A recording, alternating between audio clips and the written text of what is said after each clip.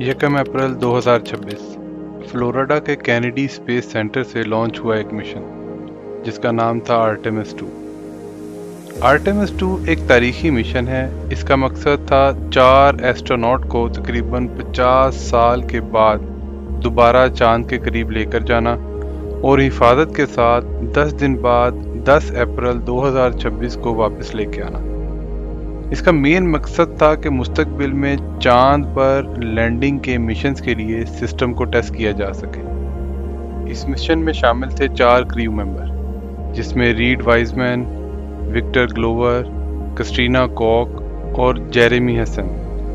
Christina Koch चांद के करीब जाने वाली पहली खातून होंगी। ये मिशन इंसान को ज़मीन से तकरीबन 2.5 लाख मील दूर ले जाएगा, जो कि अपोलो 13 का रिकॉर्ड भी तोड़ सकता है।